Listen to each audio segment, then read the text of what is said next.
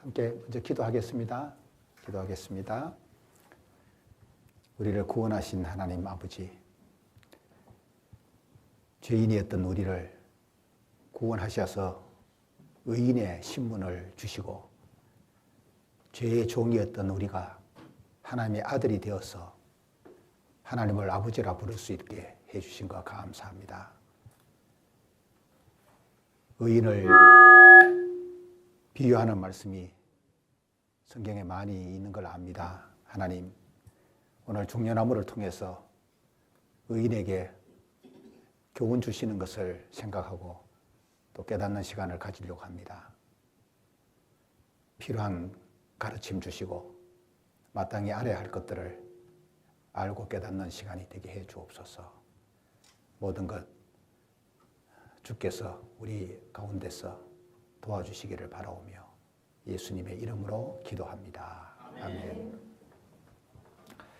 성경 이제 여기 시편 92편인데 시편 92편 찾아보시죠. 시작하는 말씀이니까 시편 92편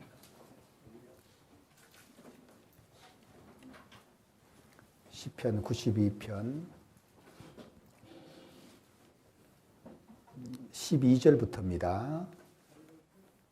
12절부터 15절까지. 네, 찾으셨죠?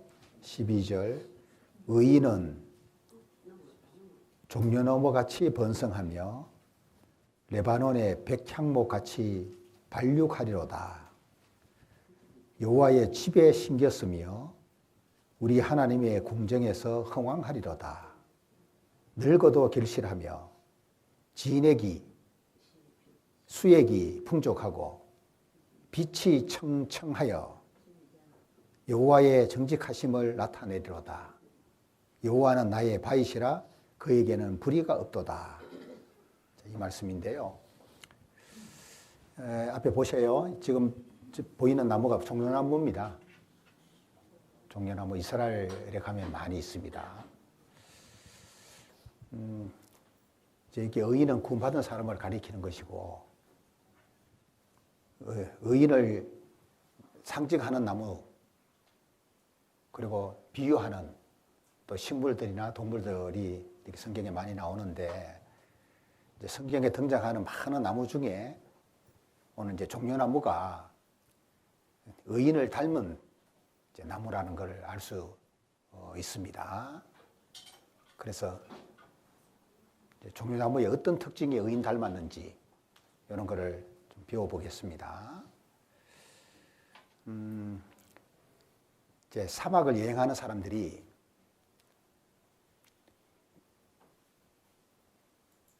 이 이제 오아시스라고 하는 샘물이 아주 만나야지 중요하잖아요. 샘물은 오아시스, 샘물은 멀리서는 안 보입니다. 근데 뭐가 보이냐 하면은 종려나무는 보여요. 이제 키가 큰 나무이기 때문에 멀리서도 보이거든요.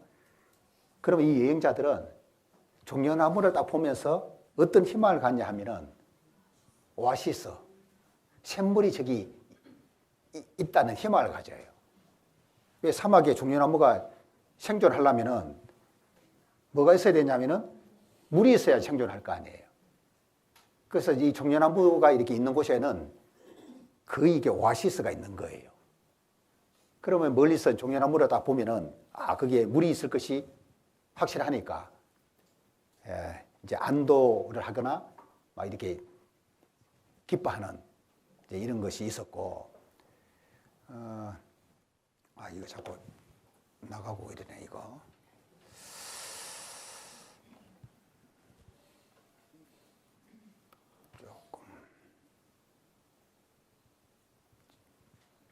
그래서 이 종려나무가 일종의 그 생명의 근원이라고 하는 것도 영적으로 생각해 보게 되는데, 하나님이 생명의 근원이다 라는 것도 교훈을 받아보게 되고, 그리고 이제 이스라엘 백성들이 그 그 엘림에서 잠깐 머무른 적이 있었잖아요. 마라를 지나가지고. 마라는 물은 있긴 있었는데 쓴 물이어서 먹을 수 없었잖아요. 그 길을 통과해가지고 엘림에 가니까 거기에 뭐가 있었냐면은 종려나무가 있었던 거예요. 70그루. 그리고 샘이 12개가 있었단 말이에요. 거기서 휴식을 한 겁니다. 일종의 이게 이제 광야에서 하나님이 이제 돌봐주시는 것을 또 보여준다고 할 수가 있고, 이 종려나무는 다른 그 명칭으로는 대추야자나무라고도 합니다. 히브리 명으로는 타마르 그래요. 이게 이제 우리 성경에는 다말로 번역을 했는데 유다의 며느리 이름이 다말입니다. 히브리 말로는 타마르예요. 그 다말은 종려나무는 뜻입니다. 종려나무. 그리고 헬라 명으로는 포이닉스라고 하는데 불사조를 피닉스라 그래요. 그리고 종려나무가 불사조라고 하는 이름을 또 갖고 있는데 이게. 그리고 이제 뭘 상징하느냐? 크게 네 가지. 종기, 기쁨, 승리, 번영을 상징하는 나무다. 이렇게 교훈을 받으시면 되고. 자, 그래서 여기 보시면은 이제 종려나무가 종기를 상징하고, 기쁨을 상징하고, 승리, 번영, 이런 걸 이제 상징하는데, 봐요. 그 이사야서 9장 14절, 15절 말씀 보면은 이게 이스라엘의 이 장로하고 종기한 자를 종려나무 가지에다가 이제 비유를 한 겁니다. 그래서 이스라엘 중에서 머리와 꼬리며 종려 가지와 갈대를 끊으리니, 그러니까 이 이스라엘의 지도자였던 장로하고 종기한 자들을 하나님이 심판을 하시는데, 그걸 이제 갈대 이걸 끊어버린다고 표현을 한 거예요. 심판 내리는 걸 말하는데, 이 장로와 종기한 자를 무엇으로 이렇게 비유했냐면은 머리라고 비유한 거예요. 꼬리가 아니고 머리다 그 말이죠. 이게 왜 백성들이 지도자이기 때문에, 종교적으로 지도자 역할을 하고 있기 때문에 머리로 이제 표현을 한 거고, 그러면서 또 뭐예요? 종려 가지로 비유를 했단 말이에요. 그래서 종기한 자 그래놓고 종려 가지하고 같이 이제 설명을 한 건데, 이 종려 가지가 그래서 종기함을 나타내고 있다 그 말이에요. 종기. 그리고 또 하나는 기쁨을 나타내는데, 초막절에 절기 중에 초막절이 있는데, 초막절에 종려 가지를 이렇게 사용해서 백성들이 하나님 앞에서 기쁨을 표현을 했어요. 레위기 24장 40절에 보면은 첫날에는, 이 첫날이 초막절 첫날을 가리키는 거예요. 너희가 아름다운 나무 실과와 종려 가지와 무성한 가지와 신의 버들을 취하여 너희 하나님 여호와 앞에서 7일 동안 즐거워할 것이라 그랬죠. 그러니까 초막절에 하나님 앞에서 기뻐하고 즐거워하는 걸 하라고 했는데, 이 종려 가지가 여기 들어가는 거예요. 종려 가지를 가지고 초막절에 하나님 앞에서 기쁨을 표현하고 즐거워하는 걸 하라고 지금 말하는 거예요. 그래서 이게 종려가 기쁨을 표현한다, 상징한다, 이렇게 이해할 수가 있고, 그리고 또 하나는 승리를 상징한다고 볼 수 있는데, 그 칸 영화제에 그 황금 종려상이 있어요. 그 트로피 있죠? 그 종려 형상을 만들어 놓은 거거든요. 그 일종의 승리를 의미하는 건데, 종려나무가 요한복음 12장에 보면은 예수님이 예루살렘에 낙이 타고 입성할 때 있죠. 백성들이 막 환호했잖아요.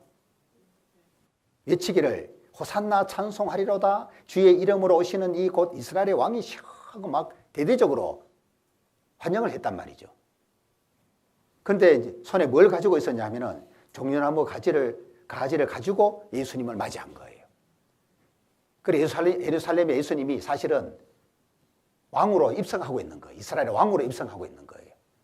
이게 바로 승리를 상징하고 있는 거예요. 승리자 대신 예수님이 예루살렘에 이제 들어가시는 그런 의미이고, 요한계시록 7장은 여기가 어디냐 하면은 이제 하늘입니다. 땅이 아니고 하늘이에요. 하늘에 가서 구원받은 사람들이 하나님이 앉아 계시는 그 보호자 앞에 하고 어린 양 예수님하고 하나님과 어린 양 대신 예수님 앞에 서서 큰 소리로 외치는데, 구원하심이 보호자에 앉으신 우리 하나님과 어린 양에게 있도다. 그러니까 하나님을 찬양하는 거예요. 구원받은 사람들이 하늘에서. 그걸 요한계시록에 이런 일을 할 거를 미리 보여주는 거예요. 우리가 앞으로 올라갈 거 아닙니까? 하늘로? 그러면 이렇게 이걸 하게 된단 말이에요. 미리 보여주는 건데, 그럼 여기 이제 큰 무리가, 셀 수 없는 큰 무리가 흰 옷을 입고 그랬죠. 구원받은 사람을 가리키는 거고, 이들 손에 뭐가 들려있냐면은 종려 가지가 들려있는 거예요.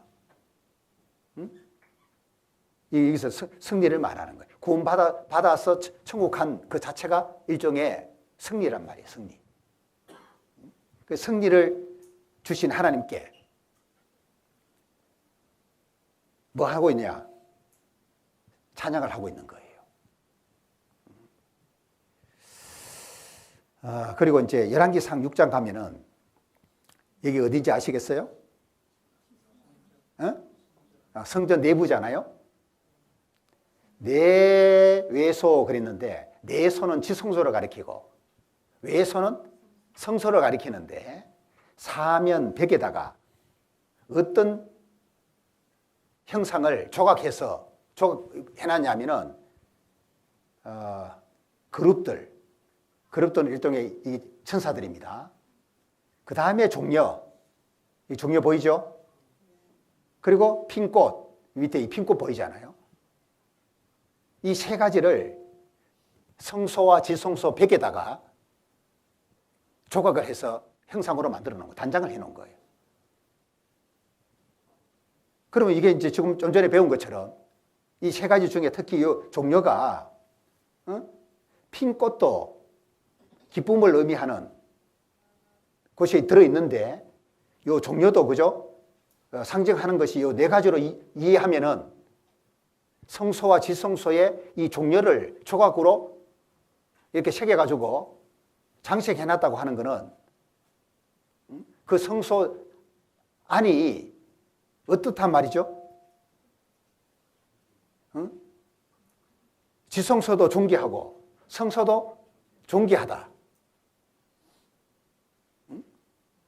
그리고 기쁨, 승리, 번역을 상징하는데, 하나님은 하나님에게 영원한 기쁨이 있고,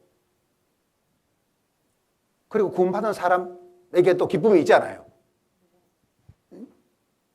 그리고 구원받은 사람이 일종의 승리한 사람이고, 죄까지도 이긴 사람이고, 죽음까지도 이긴 사람이니까. 그 사마가 너의 이기는 것이 어디 있냐고 사망을 향해서도 큰 소리 치는 사람이잖아요.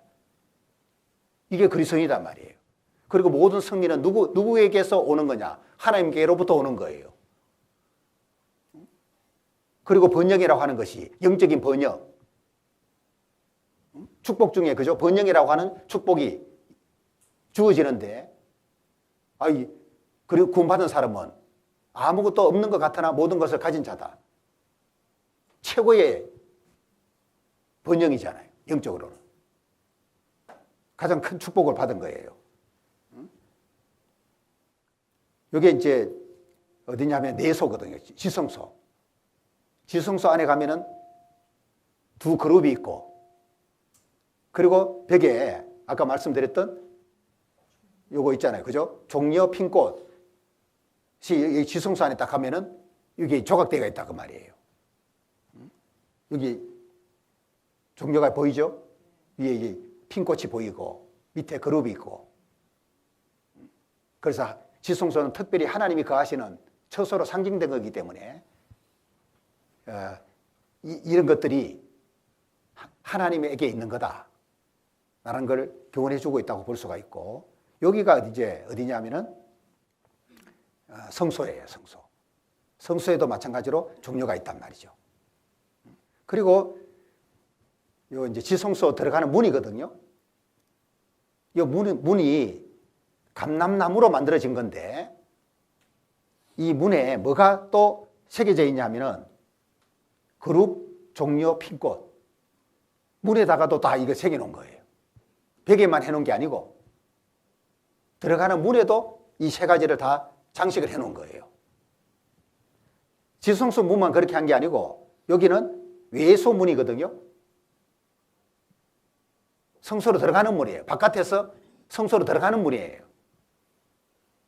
또 눈이 감기기 시작하네요. 이것도 감람나무로 만들었어요. 어쩌면 그렇게 잘 주무실까?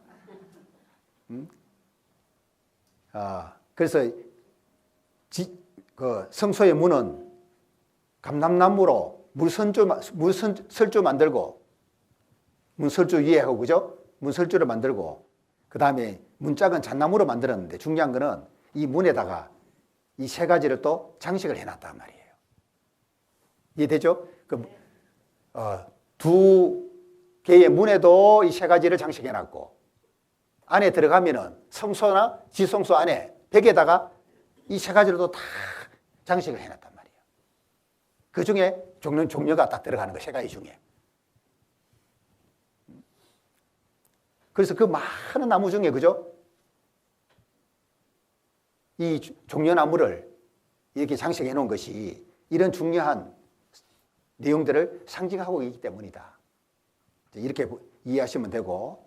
자, 그런데 가나안 땅을 하나님이 젖과 꿀이 흐르는 땅이라고 표현했잖아요. 안 그것도 아시죠? 젖은 양젖을 말하는 거예요. 그리고 꿀은 그러면은 벌꿀 말할까요? 벌꿀이 아니에요. 이 꿀은 종려나무 열매. 이게 뜨거운 태양열을 받으면 녹아. 이게 얼마나 단지 말이에요. 꿀같이 달아요. 이걸 두고 말하는 거예요. 이거 있잖아요. 종려나무 열매가 이렇게 이제 꿀이 되는 거예요. 그래서 양떼가 많고 꿀같이 맛 좋은 열매가 풍족해서 살기 좋은 땅이다. 그런 뜻이란 말이에요. 젖과 꿀이 흐르는 땅이란 말이. 그래 하나님 약속하신 가나안 땅이 젖과 꿀이 흐르는 땅이라고 표현한 것이 이런 이유를 가지고 이야기한 거다 그 말이에요. 그리고 신명기 8장에 보면은 자 하나님이 이 젖과 꿀이 흐르는 이 아름다운 땅에 이제 들어가게 하실 것을 말하면서 그곳이 어떤 곳이냐 하면은 시내와 분청과 샘이 흐른다. 응? 이 일종의 물이잖아요, 그죠? 물이 풍족하다. 물이 부족하면 살기가 어려워. 일단 물이 풍족해야 돼. 그리고 밀, 보리, 소산지고 먹을 게 또 풍족해야 되니까 포도, 무화과, 석류, 감람들의 나무와 꿀의 소산지다고 말해준 거예요. 가나안 땅이. 여기 딱 보면은 밀부터 시작해서 다 뭐예요? 동물이에요, 식물이에요? 식물이에요, 다. 식물을 이야기해. 그럼 꿀의 소산지라고 할 때 그러면 이거는 뭐 벌을 이야기하는 게 아니고 이것도 식물이에요. 그럼 꿀은 어디서 나오는 거냐? 종려나무 열매다 그 말이에요. 그래서 우리가 볼 때는 꿀이 뭐 식물이 아닌 것 같지만은 유대인들에게는 꿀은 종려나무의 열매인 대추야자로 만든 식물이에요. 이 대추야자. 요 열매 크기가 대추보다는 3배에서 4배 크대요. 근데 맛은 꿀에 절인 것처럼 아주 달다는 거예요. 그리고 지금도 유대인들은 빵 먹을 때에 우리는 벌꿀 찍어 이거 발라서 먹잖아요.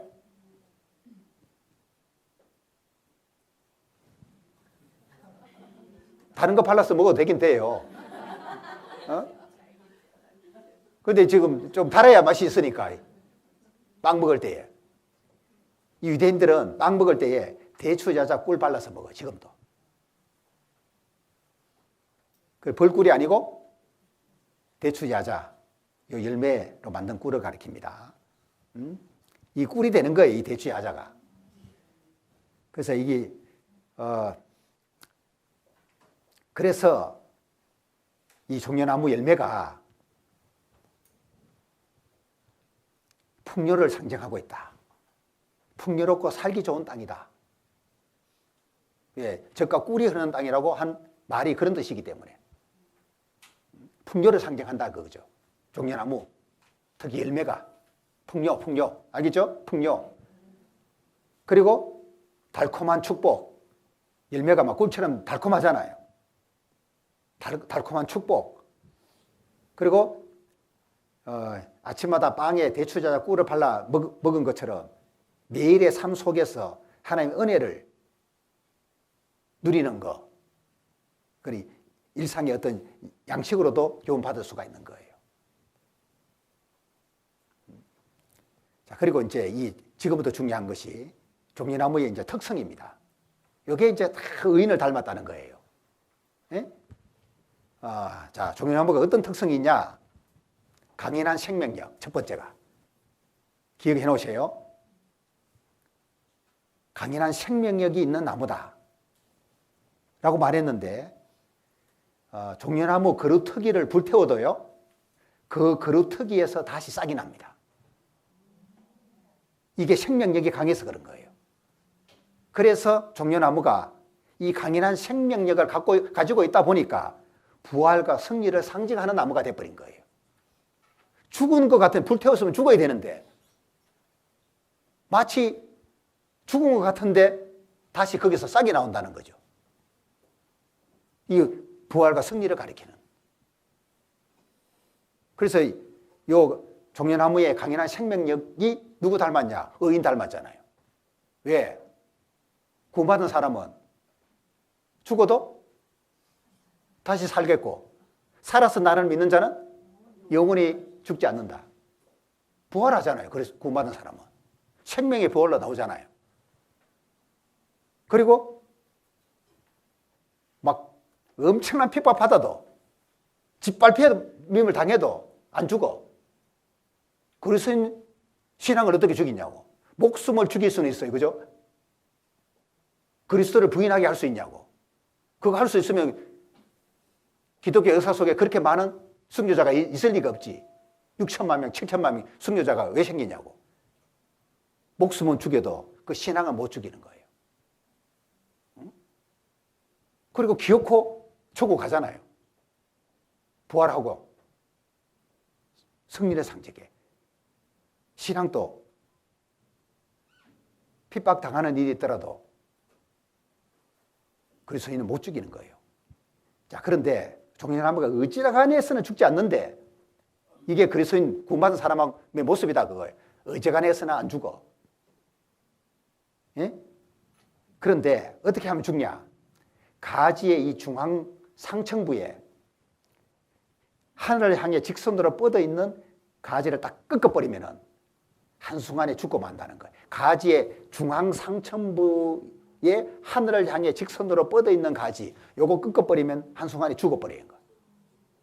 이게 일종의 뭐냐면은 생장점 역할을 하는 가지예요.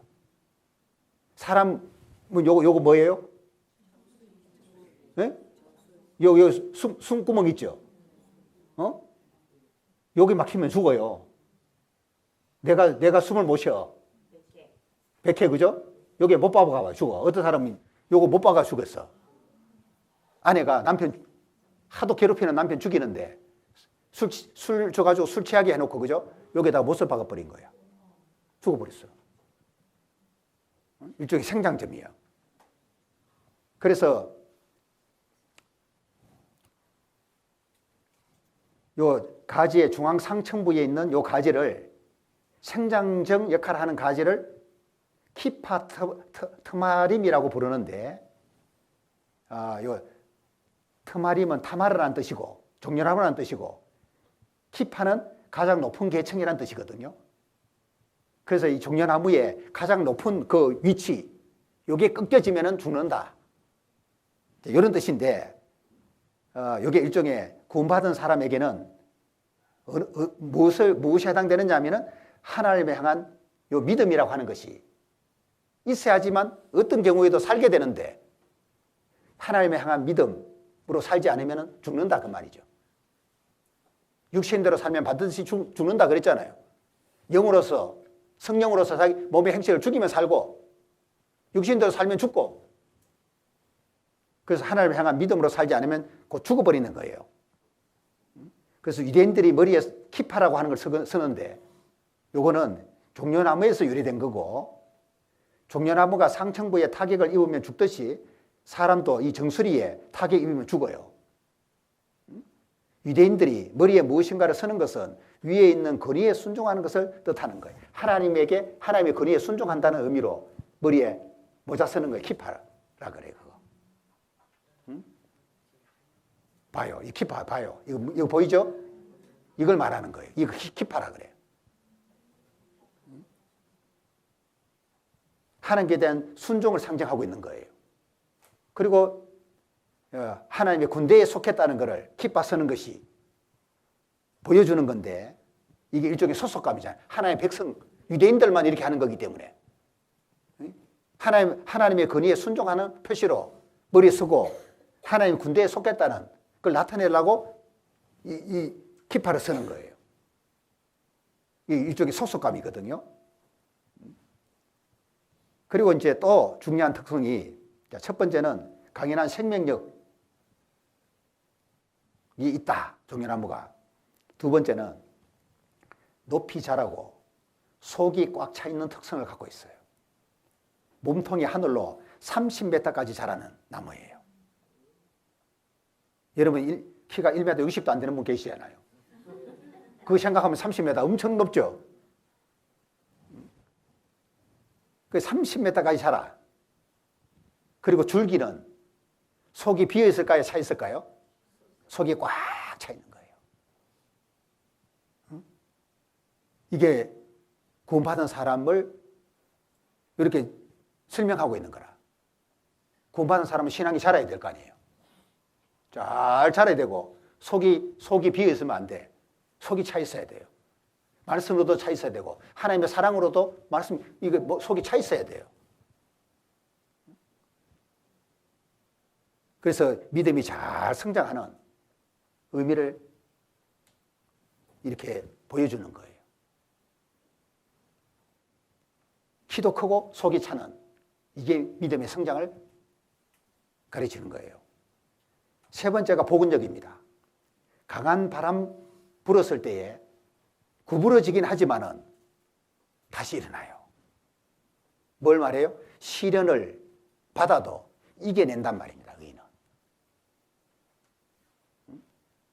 복원력이라는 게 있는 거예요. 넘어졌는데 7번 넘어졌는데 8번째 다시 일어나네? 그게 의인이에요. 종려나무가 그런 나무예요.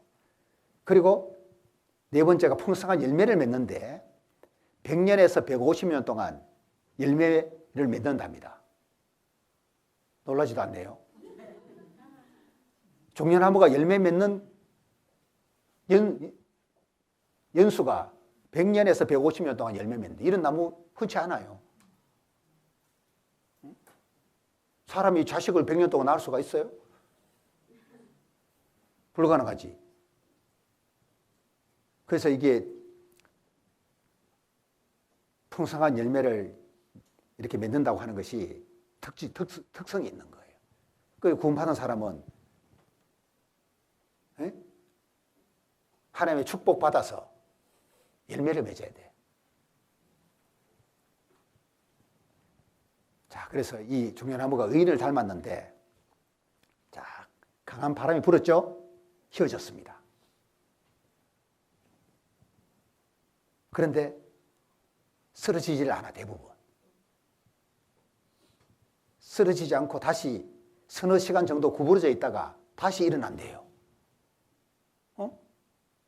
이게 뭐예요? 시련 속에서도 굳건한 믿음을 지키는 의인의 모습이다, 종려나무가. 우리 그리스도인이 이런 모습 돼야 돼요. 시련을 받더라도, 엄청난 어려움을 만나더라도, 그죠? 굳건한 믿음을 지키는 사람 돼야 돼요. 그리고 뿌리를 보면은 뿌리가 상당히 깊어요. 그러니까 아마 그 사막에도 종려나무가 생존할 수 있을 것 같아요. 뿌리가 깊이 이렇게 내려져 있는데, 이건 역시 의인이 어떻게 해야 되느냐? 하나님 말씀에 깊이 뿌리 내리는 사람이 돼야 된다 라는 걸 상징한다고 볼 수 있어요. 하나님 말씀에 깊이 뿌리를 내려야 돼요. 종려나무처럼. 그리고 강풍을 당한 이후에 놀랍게도 오히려 더 강해진다네. 종려나무는. 그 강풍 만나기 전보다도 강풍 만난 이후에, 그죠? 구부러져 있을 때의 뿌리가 오히려 더 강해진대요. 희한하죠? 그러니까 이게 성경에 왜 하나님이 고난 주느냐? 목적이 우리를 더 견고하게 하려고 베드로전서 5장에 그런 말씀하고 있거든요. 예? 안 찾아도 되겠죠? 찾아야 되나? 찾으면 또 한참 걸려. 그래서 내가 찾아드립니다. 여기 딱 보면은 여기 봐요. 베드로전서 5장 10절에 보이죠?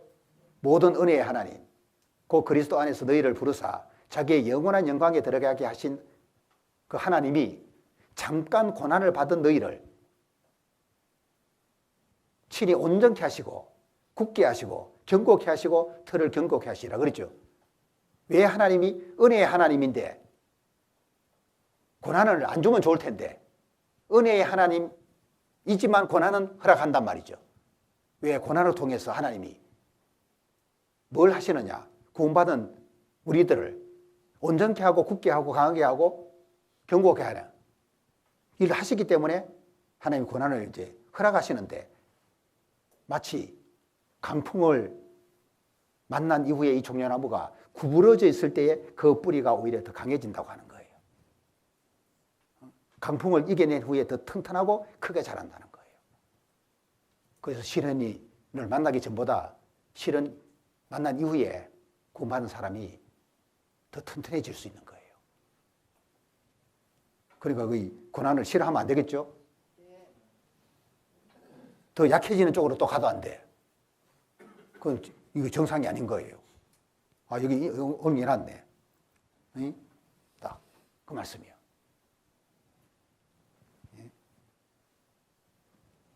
자, 그래서 종려나무의 이제 영적인 교훈을 좀 생각해 보면은 종려나무가 높이 자란다 그랬죠? 영적으로 그리스도인들이 하나님을 향해서 지속적으로 성장해야 된다. 이 교훈을 준다고 생각하시면 돼요. 지금 영적으로 꾸준하게 지금 잘 성장하고 계십니까? 눈 감고 있으면 성장할 수 없어. 예? 지속적으로 성장해야 돼요. 종려나무가 높이 자라는데 그게 뭐 하루아침에 자라지는 않잖아요.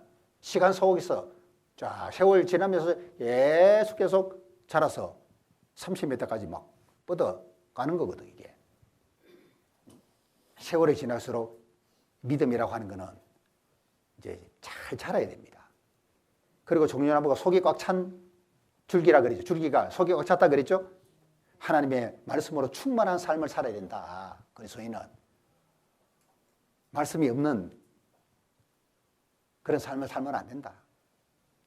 그리고 강한 복원력이 있다 그랬잖아요. 시련 후에 더 강해지는 믿음 가져야 된다. 그리고 풍성한 열매를 맺는 특성이 있듯이 성령의 열매가 풍성한 삶을 살아야 된다. 이런 교훈을 주고 있는 거예요, 영적으로는. 그래서 이 종려나무가 의인의 모델이라고 할 수 있는데 하나님 중심의 삶을 살아야 된다고 하는 그걸 우리에게 보여줍니다. 종려나무처럼 의인은 하나님을 향해 곧게 자라야 됩니다. 하나님을 향해 종려나무가 곧게 자라가듯이 하나님을 향해서 의인은 곧게 잘 이렇게 자라가야 되고 세상 유혹에 흔들리지 않고 믿음을 이렇게 지켜가야 된다. 자, 하나님 중심의 삶. 두 번째, 풍성한 열매. 의인은 성령의 열매를 맺어야 된다.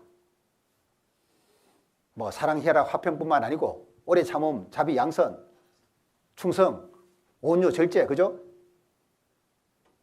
성령의 열매를 맺으면서 이렇게 잘 자라가야 되고, 그 다음에 깊은 뿌리, 종려나무가 뿌리가 깊이 박히듯이 의인은 하나님 말씀에 깊이 뿌리를 내려야 한다. 그래 되면은 웬만해서는 강한 바람 불어도 뭐 굽어질지는 몰라도 못 펴지지는 않는단 말이에요. 그리고 이제 종려나무가 오아시스가 있다는 걸 사람들에게 보여주는 역할을 하는 것처럼 그리스도인이 세상 사람들에게 하나님의 축복을 전하는 통로가 돼야 된다. 우리를 통해서, 그죠? 구원받게끔 그래 해줘야 된다. 샘물을 발견하게 해줘야 된다. 그 말이죠. 구원받은 우리를 통해서. 자, 정리하면 이렇게 됩니다. 자, 세파에 흔들리지 않고 하나님을 향해 의연하게 살아가는 의인에 대해서 종려나무가 잘 교훈을 해주고 있다. 종려나무 그러면은 이걸 떠올리도록 하시면 좋겠어요. 세파에 흔들리지 않고 하나님을 향해 의연하게 살아가는 의인, 그리스도인. 그리고 의인은 하나님을 믿는 믿음 안에서 하나님의 뜻에 따라 순종한 하나님의 백성들이다. 무엇보다 종려나무가 지속적으로 번성하는 이유는 뿌리가 여호와의 집에 내렸기 때문이다. 종려나무가 지속적으로 번성하는 이유가 뭐냐? 뿌리가 여호와의 집에 내렸기 때문이다. 그러니까 종려나무가 의인을 설명하는 거니까 구원받은 사람이 지속적으로 번성할 수 있는 이유가 뭐냐? 신앙의 뿌리를 어디다가? 하나님의 집에다가 내리고 있어야지만 되는 거예요. 그래서 여호와의 집에 심겼다. 그랬죠? 종려나무가. 종려나무가 구원받은 사람을 상징하니까 구원받은 한 사람이 어디에다가 심겨 있어야 되냐? 여호와의 집. 땅에서는 여호와의 집이 어디예요? 교회잖아요. 하나님 집이 교회잖아요. 땅에서는. 이 교회에 종려나무, 한 그루의 종려나무처럼 구원받은 사람이 다 이렇게 심겨져 있어야 되는 거예요. 하나님의 궁정에서 흥황하게 된다 그 말이죠. 그 하나님의 집, 교회, 하나님의 궁정, 역시 교회. 이 교회를 떠나 있게 되면은 절대로 지속적으로 번성하는 게 불가능하고, 그리고 흥황하게 되는 것도 불가능해. 번영 같은 건 없는 거예요. 그래서 종려나무가 여호와의 집에 뿌리 내리고 있다고 하는 거, 이게 이제 가장 중요한 거고, 종려나무가 열악한 환경 속에서 번성하는 이유는 그 뿌리가 오아시스, 샘물에 깊이 내리고 있기 때문이다. 그럼 여호와의 집이 뭐냐? 오아시스예요. 예? 하나님의 집이 오아시스예요. 종려나무가 생존이 계속 가능하려면 그 옆에 뭐가 있어야 돼요? 샘물이 있어야 되잖아요. 종려나무인 그리스도인이 번영하고 열매 맺고 성장하고 바르게 생존하려면 뭐가 있어야 되냐? 오아시스가 있어야 돼. 오아시스가 어디예요? 하나님의 집이다. 하나님의 집이 오아시스다. 라고 보면 돼요. 하나님의 집이 샘물이니까, 교회가 샘물이니까 여기에 뿌리를 내가 딱 내리고 생활해야지 종려나무처럼 이런 삶이 되는 거다. 이런 걸 교훈 받으시면 되겠어요. 아시겠죠? 네. 그래서 이제 너무 복잡하지는 않습니다. 종려나무를 통해 교훈 받는 것이 그런 아주 중요한 교훈을 주고 있으니까 이제 성경 읽을 때 이제 이렇게 종려나무가 여기저기서 막 나오니까 오늘 배운 거를 조금 기억하면서 더 교훈 받도록 그렇게 하시면 되겠습니다. 자, 여기까지 말씀드리겠습니다. 기도하겠습니다. 하나님 아버지, 의인의